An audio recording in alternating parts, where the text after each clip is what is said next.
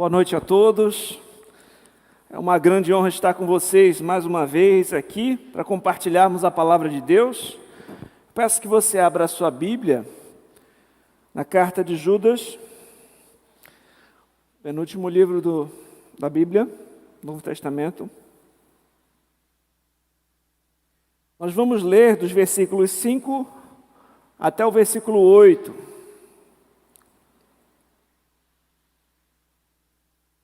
Os irmãos encontraram? Quero, pois, lembrar-vos, embora já estejais cientes de tudo, uma vez por todas, que o Senhor, tendo libertado um povo, tirando-o da terra do Egito, destruiu, pois, os que não creram.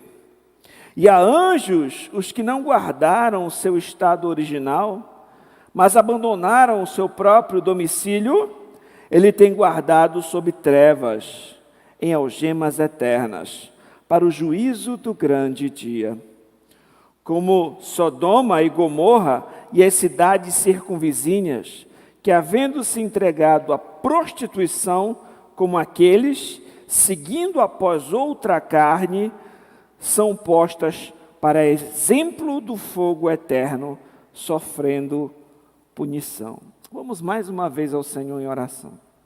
Pai, nós estamos diante da Tua santa palavra, ela que é lâmpada para os nossos pés, ela que é luz para o nosso caminhar, ela que é alimento para a nossa alma. Senhor, prepara os nossos corações para receber, Senhor, a maravilhosa doutrina, a maravilhosa palavra, a Tua maravilhosa verdade, desvenda os nossos olhos para compreendermos as maravilhas da Tua lei. Em nome de Jesus, amém.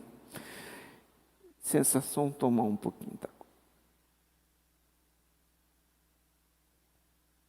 No último domingo, nós demos início à nossa série de exposições na Epístola de Judas, certo? Nós notamos que nos primeiros 4 versos, como o pastor bem lembrou, que o autor da carta é Judas, não o Iscariotes. Esse Judas é o irmão de Tiago, meio-irmão do nosso Senhor Jesus Cristo. Ele se apresentou como servo de Cristo, como nós já estudamos aqui, e se referiu aos seus leitores, aos seus destinatários, como chamados, amados em Deus Pai e guardados em Cristo Jesus. Ele fez então ali nos primeiros versículos a saudação. Ele lhes desejou que lhe fossem multiplicadas misericórdia, paz e amor. Nós vimos também nos versículos 3 e 4 que Judas apresentou o propósito da carta, o motivo pelo qual ele escreveu e enviou esta epístola. Ele explica que ele pretendia escrever sobre outro assunto. Teve uma carta que ele não escreveu, que ele não enviou até aquele momento. Ele disse que pretendia falar a respeito da comum salvação que ele tinha com seus irmãos em Cristo. Mas ele foi forçado a mudar o tema, forçado a tratar de um outro assunto, talvez não muito agradável aos ouvidos, porém muito necessário.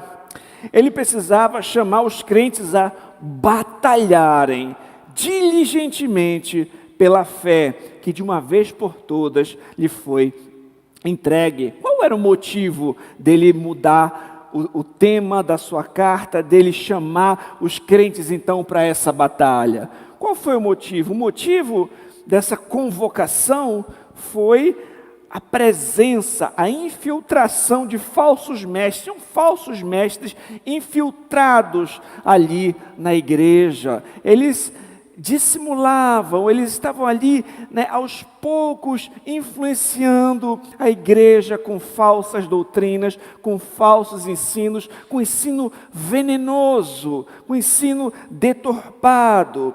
E em contraste à maneira pela qual Judas apresenta os crentes, olha como ele fala a respeito dos falsos mestres. Ele os chama de homens ímpios.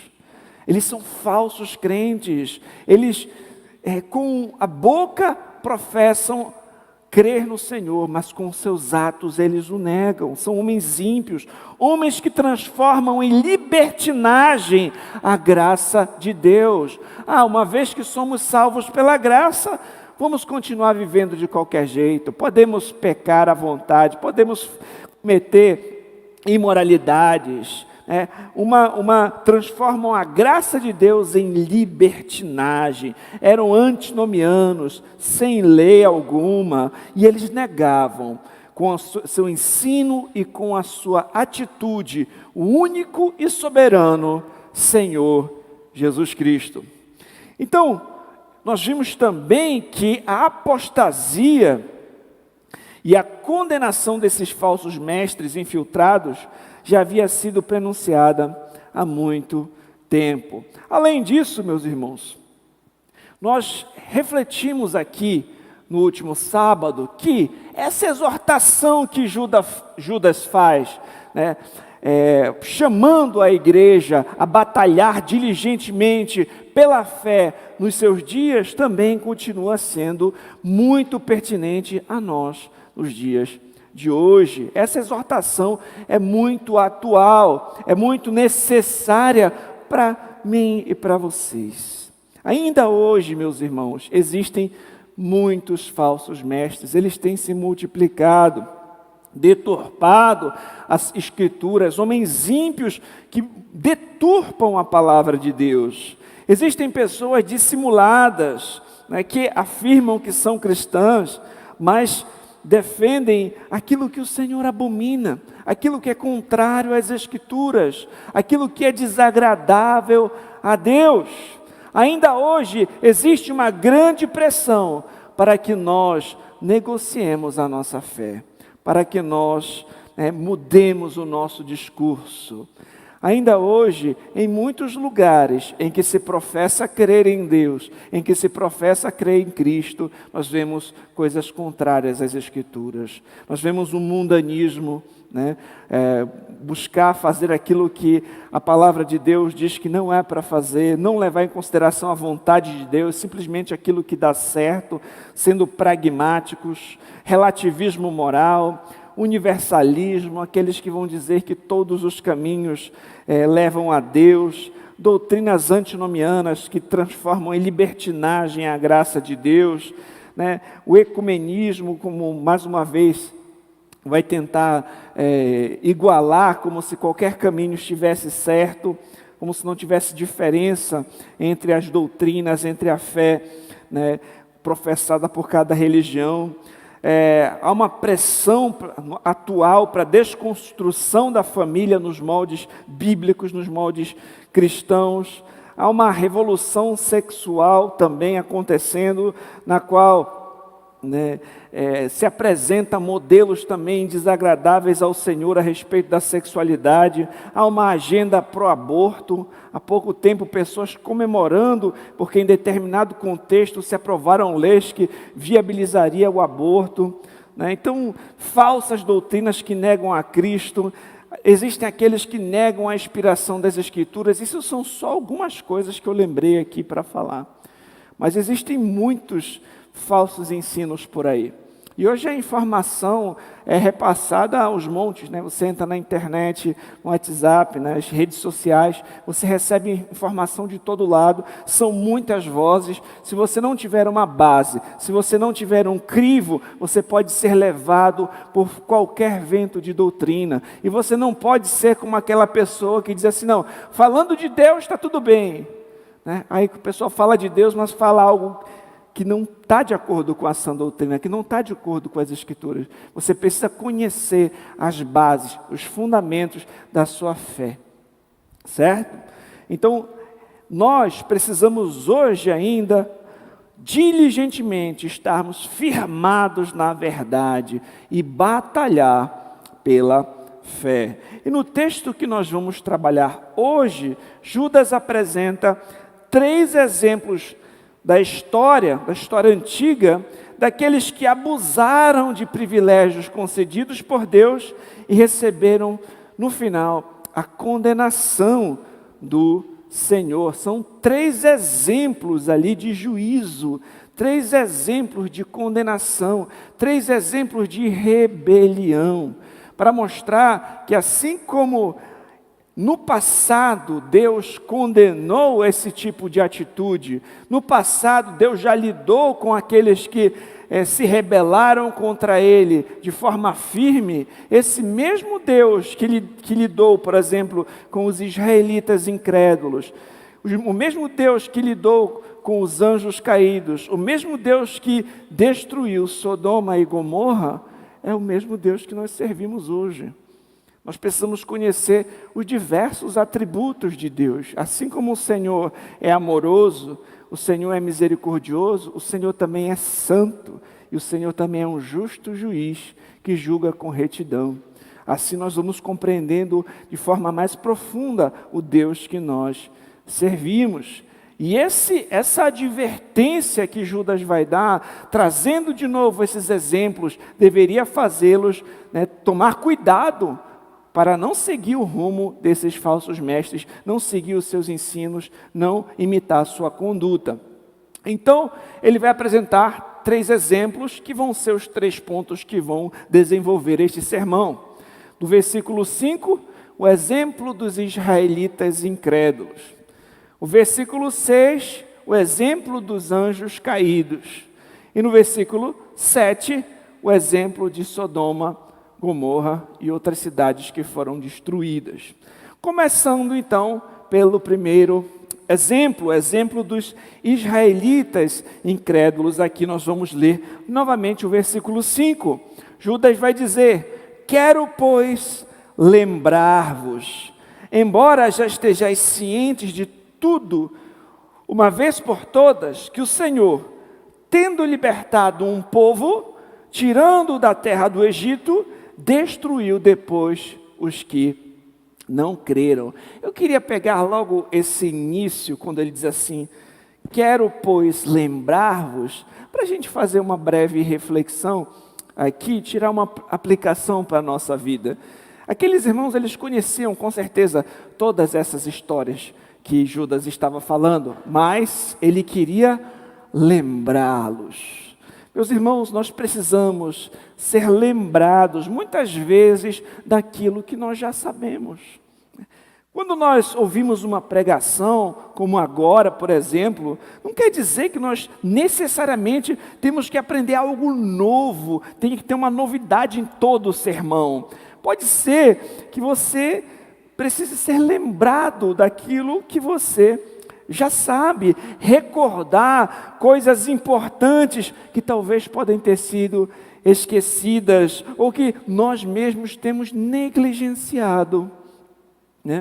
Lembrar o que nós já sabemos nos ajuda a examinar a nossa vida cristã, se ela está andando de acordo com a nossa fé, de acordo com aquilo que nós professamos. Às vezes tem algo que você já sabe, eu sei que é isso, mas talvez você esteja falhando em praticar aquilo que você já sabe. Então você precisa ser lembrado. Talvez tenham verdades que você conhece, mas elas não estão mais ardendo no seu coração.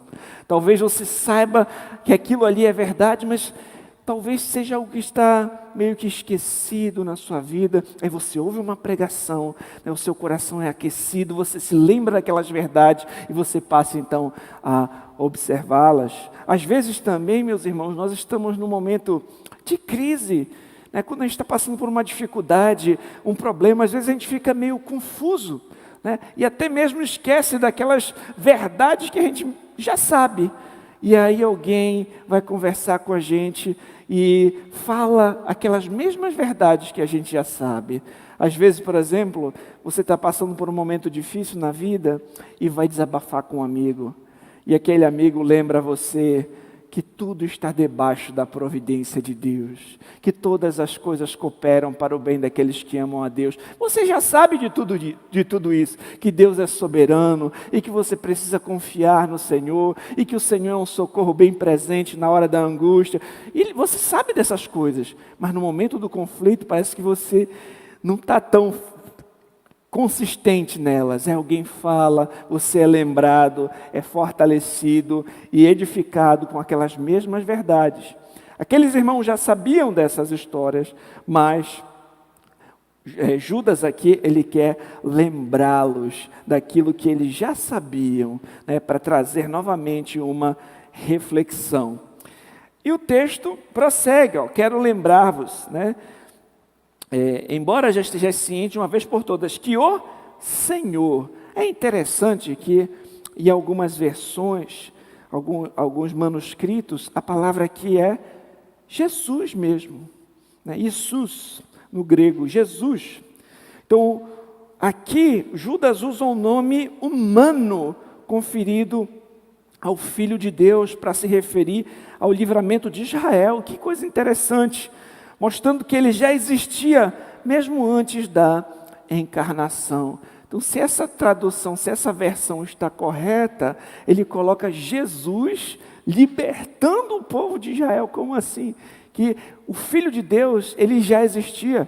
Por meio dele, todas as coisas foram criadas, como você vai observar lá em Hebreus, no capítulo 1, no verso 2. Ele é aquele por meio de quem Deus criou o universo. O Senhor Jesus Cristo já existiu, Deus Filho sempre existiu, mesmo antes da encarnação. E é interessante que o termo aqui utilizado é Jesus. Tendo libertado um povo, tirados da terra do Egito, destruiu depois os que não creram. Então, o primeiro exemplo mencionado aqui, de rebelião, de abuso de privilégios, por assim dizer, mencionado por Judas, é tirado da história de Israel. Então o Senhor, você já leu com certeza o livro de Êxodo, você vai observar que na história de Israel, o Senhor, por meio de muitos milagres, libertou o povo hebreu do cativeiro egípcio. Você lembra das 10 pragas? Você lembra o Senhor abrindo o mar, guiando aquele povo em meio, depois fechando, destruindo ali os cavaleiros de Faraó, conduzindo um povo por meio de uma coluna de nuvem de dia, uma coluna de fogo de noite. Ele envia o maná.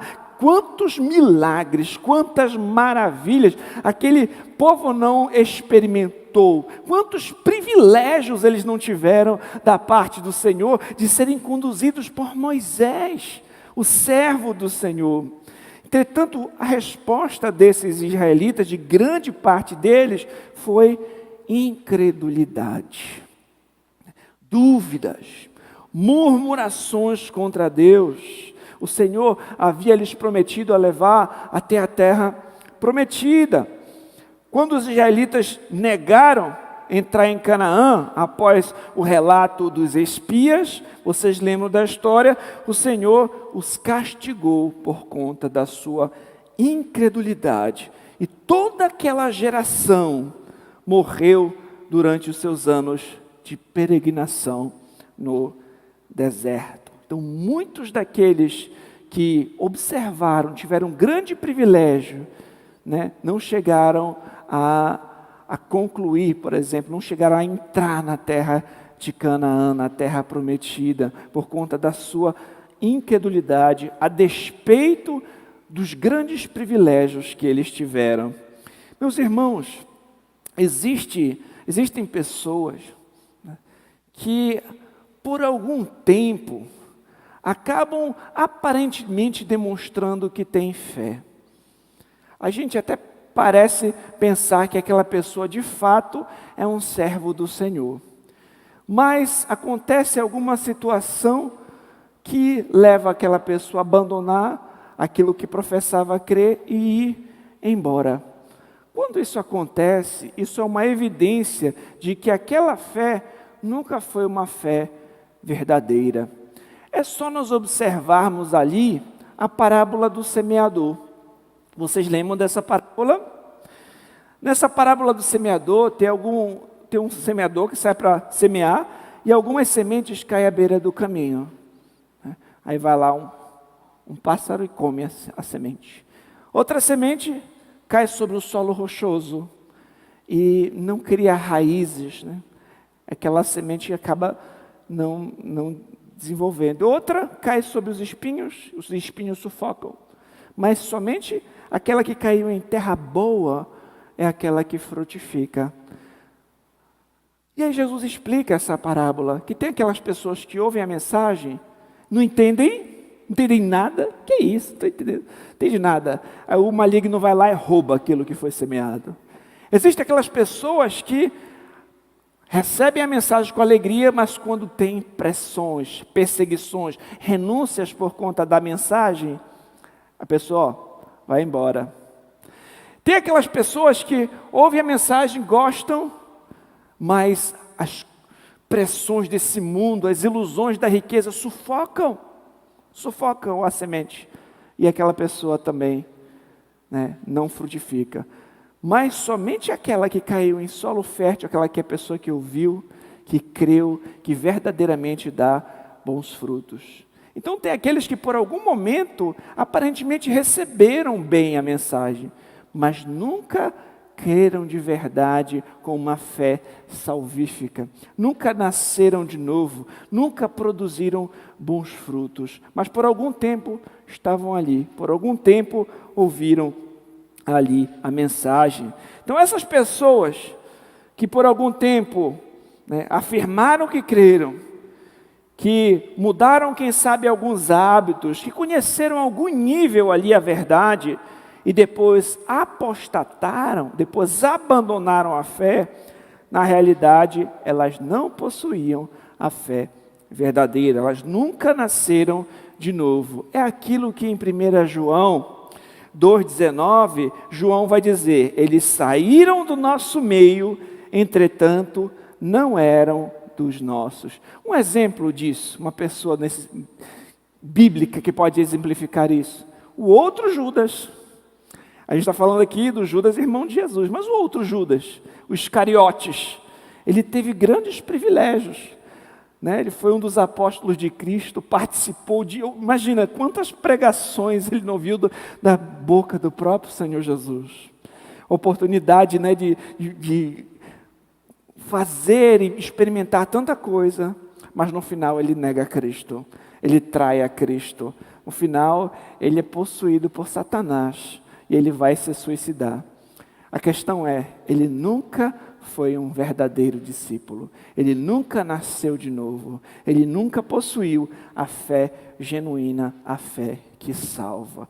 Isso é muito importante de nós sabermos, meus irmãos. E assim como o juízo chegou para os israelitas incrédulos que nós vimos no texto, apesar de todo o privilégio que eles experimentaram, também virá um juízo sobre os falsos mestres. Para os apóstatas, né, que na realidade também são incrédulos, eles experimentarão o juízo de Deus. E o que os leitores dessa carta deveriam considerar à luz disso? Isso deveria servir de alerta para nós, para não seguirmos o caminho dos falsos mestres, dos falsos ensinos, né? Nem seguir o ensino deles que conduz à condenação. Olha como é sério a coisa. Olha como é sério. É uma comparação aqui. Assim como aqueles que tiveram privilégios foram condenados, caíram sob o juízo de Deus, tome cuidado. Mesmo que aquele que diga que é pastor, que é apóstolo, que é profeta, etc., e fica ensinando falsas doutrinas, ele vai se ver com Deus também. Cuidado para você não seguir pelo caminho dele. É mais ou menos isso que está acontecendo aqui. Então, ele vai para o segundo exemplo. O exemplo dos anjos caídos. O mesmo Senhor que condenou a incredulidade dos judeus no deserto, também condenou os anjos caídos. E é o mesmo Deus que nós servimos hoje. Não mudou. Deus é imutável. É o mesmo Deus. E o texto diz: E a anjos, os que não guardaram seu estado original, mas abandonaram o seu próprio domicílio, ele o tem guardado sobre trevas eternas para o juízo do grande dia. Meus irmãos, aqui ele apresenta o segundo exemplo de rebeldia, o segundo exemplo de juízo também da parte de Deus. Na opinião de alguns estudiosos, de alguns comentaristas, os anjos em questão nesse texto aqui, que deixaram a sua posição de autoridade, eles vieram para a terra para se relacionar com mulheres. Então, essa é uma visão, não estou dizendo que eu entendo que ela seja certa, mas é uma das visões que tem a respeito desse texto. Eles dizem que ali, em Gênesis 6:2, quando vai dizer que os filhos de Deus se relacionaram com as filhas dos homens, algo assim, eles entendem que ali eram anjos mesmo que queriam se relacionar com as mulheres. Entretanto, talvez essa não seja a melhor interpretação. Eu sou inclinado a uma outra interpretação a respeito dessa passagem.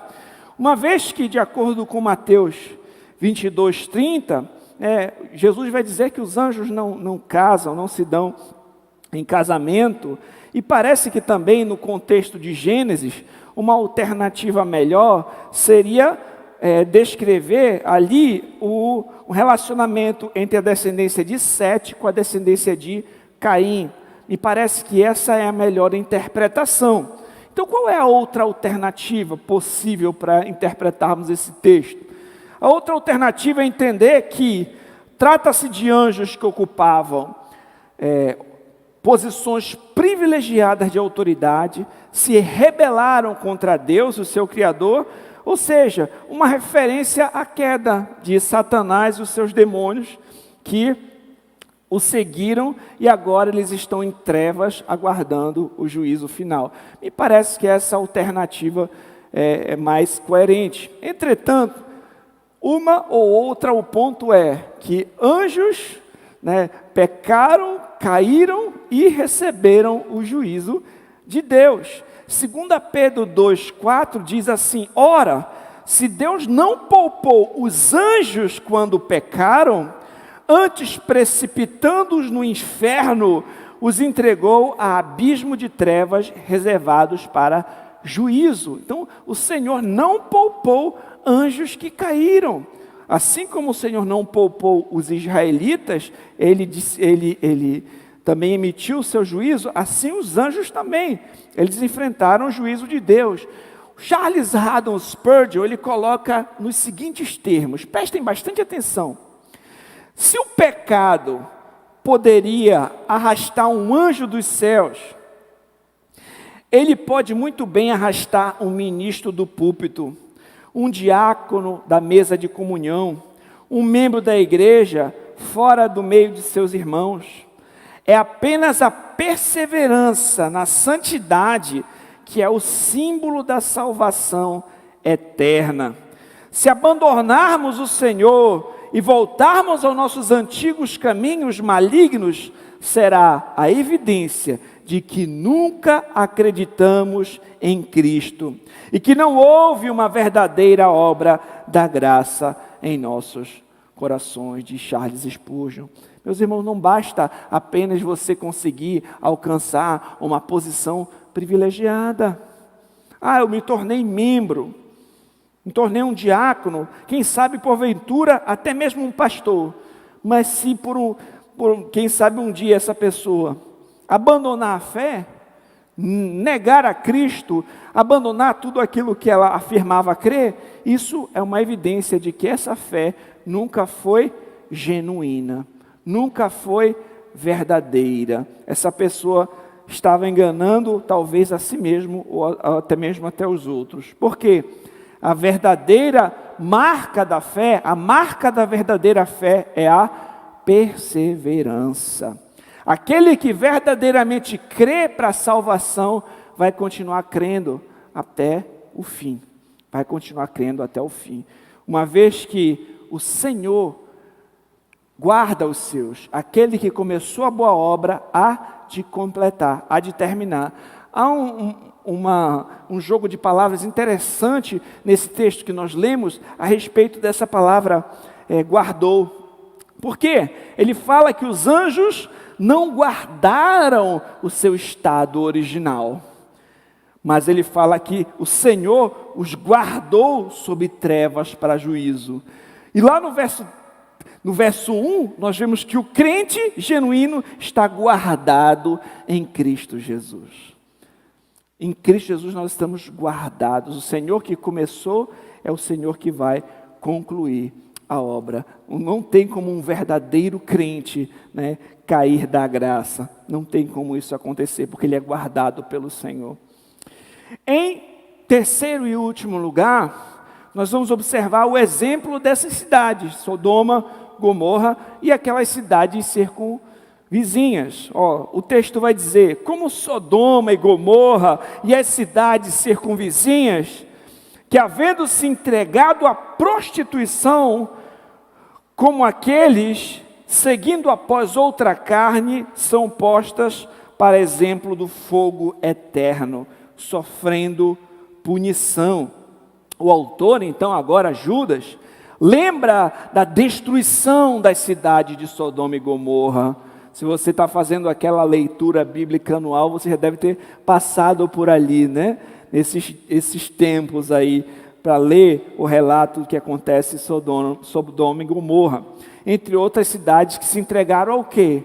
Imoralidade sexual, prostituição, relações homossexuais. Isso é descrito lá em Gênesis 19, do 4 ao 9. Era isso que estava acontecendo com aquelas cidades. Tem até aquela situação em que os anjos vão até a casa de Ló e os homens da cidade queriam abusar daqueles homens que eles viram, né? Então, nós vemos que a destruição dessas cidades, elas servem como um exemplo para o julgamento, para o juízo de Deus sobre o pecado. Ou seja, da forma como Deus destruiu Sodoma e Gomorra, aquilo que aconteceu naquele contexto é como um símbolo, é uma ilustração do fogo que jamais pode ser apagado. Ou seja, o fogo eterno, né? Aquela punição eterna, né, que o texto vai mencionar. E aqui vale a gente refletir também que, diferente do falso ensino de alguns falsos mestres que têm falado, proclamado por aí, ensinando que não há nenhum tipo de condenação, que não há inferno, que no final, independente da sua fé, todo mundo é salvo. Não é isso que a Escritura vai dizer. A Escritura fala claramente a respeito de um juízo final.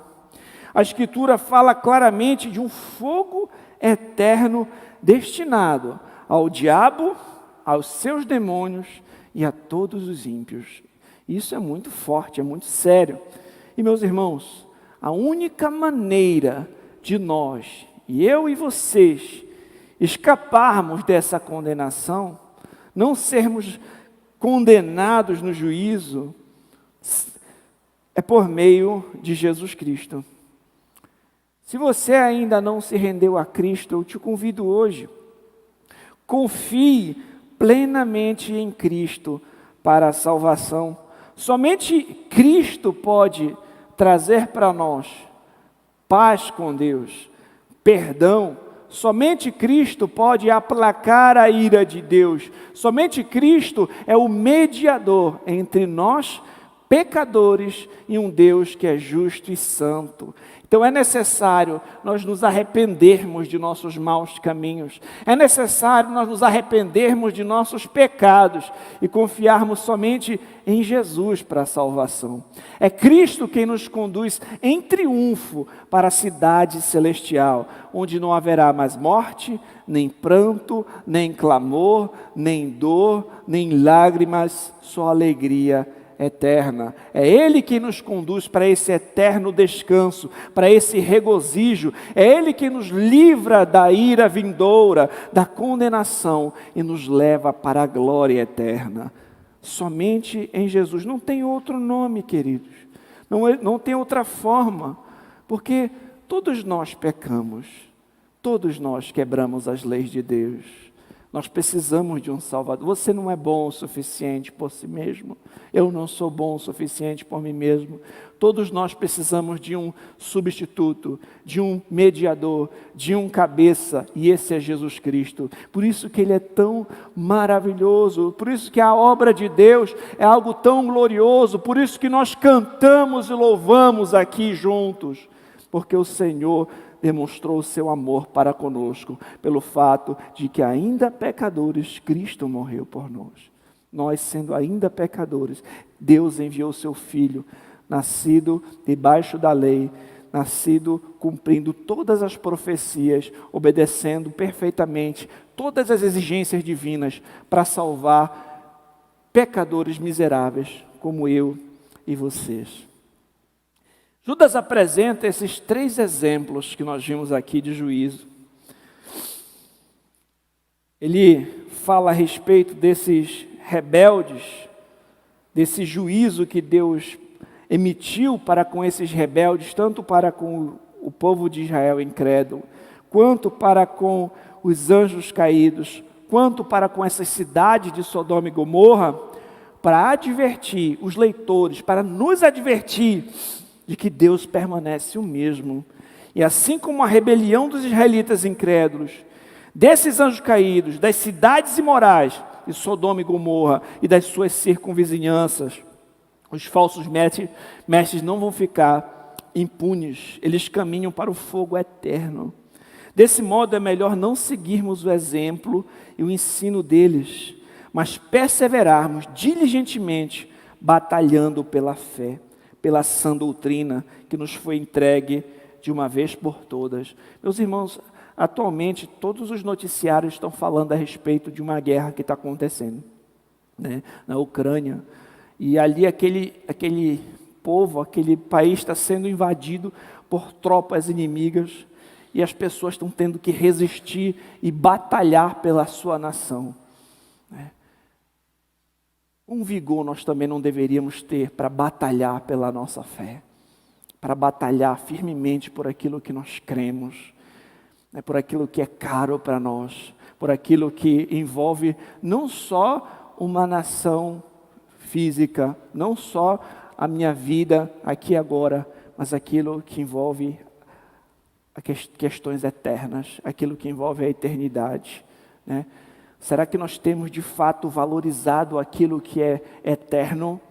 Será que a sã doutrina é algo caro para você? É algo importante para você?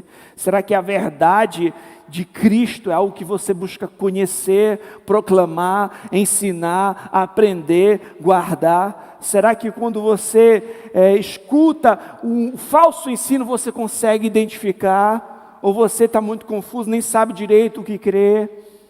Como você está diante da verdade da palavra de Deus? Você compreende com clareza o Evangelho? Você conhece a Escritura? A sua Bíblia está de enfeite em casa? Ou você ama a palavra de Deus? Você, assim como o salmista, né, tem o seu prazer na lei do Senhor. Na sua lei é que você medita dia e noite. Você quer desfrutar de comunhão com Deus. Você não quer ser levado por mentiras a respeito do Senhor. Busque se apegar na verdade. Busque conhecer cada dia mais. Converse, quem sabe, com o seu pastor. Peça boas indicações. Sabe, passe tempo meditando nas Escrituras. Ouça bons sermões. Aprenda a discernir, né, aquilo que é agradável e desagradável a Deus. Isso vai ser muito importante para você não ser levado por falsos ensinos.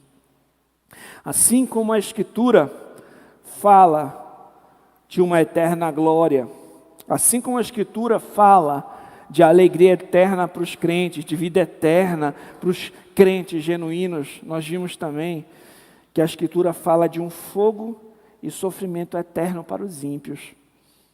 Isso é sério demais também para ser considerado. Esse é o ensino bíblico. Então existem coisas que talvez sejam mais importantes do que aquilo que a gente está se importando agora, né? Pense sobre a eternidade. Pense sobre o dia em que cada um de nós estará diante de Deus. Pense sobre esse dia. Um dia em que cada um de nós estará diante do Senhor. Como nós nos apresentaremos ao Senhor? Naquele grande dia, quando haveremos de vê-lo como Ele é, que sejamos encontrados fiéis, confiando somente em Cristo para a salvação e tendo, pela graça de Deus, perseverado na fé até o fim. E a gente possa olhar para trás e dizer assim: eu combati um bom combate, terminei a carreira e guardei a fé. Louvado seja o Deus que Judas mencionou no verso 24 e 25. Eu finalizo essa pregação lendo esses dois versos. Abra comigo Judas, verso 24 e 25. Ora, aquele que é poderoso para vos guardar de tropeços e para vos apresentar com exultação imaculados diante da sua glória, ao único Deus, nosso Salvador, mediante Jesus Cristo, Senhor nosso, glória, majestade, império, soberania, antes de todas as eras e agora e por todos os séculos. Amém. Vamos ao Senhor em oração. Oh Pai, te agradecemos, Senhor, pela Tua palavra. Ela é pura, ela é santa, ela é maravilhosa, ela tanto nos admoesta, como ela nos cura, ela nos mostra o caminho de salvação, ela nos ensina os perigos que devemos tomar, nos afastar. Pai, que a Tua palavra esteja gravada em nossos corações, que a Tua palavra seja o nosso deleite, que os Teus desígnios sejam a nossa alegria, que o Senhor venha nos conduzir em triunfo rumo à cidade celestial. Pai, eu te peço, não deixa que a gente caia no lábio, na lábia dos falsos ensinos, de falsos profetas. Não deixa que a gente seja enganado, não deixa que venhamos a apostatar da fé de forma alguma, mas que a nossa fé seja genuína, verdadeira, que estejamos de fato guardados em Cristo, caminhando junto com o Senhor até aquele grande dia. Não deixa que venhamos enganar a nós mesmos, nem aos outros. Livra-nos de toda hipocrisia, leva-nos a um arrependimento genuíno e uma fé sincera, para a honra e glória do Teu nome, eu oro agradecido. Amém.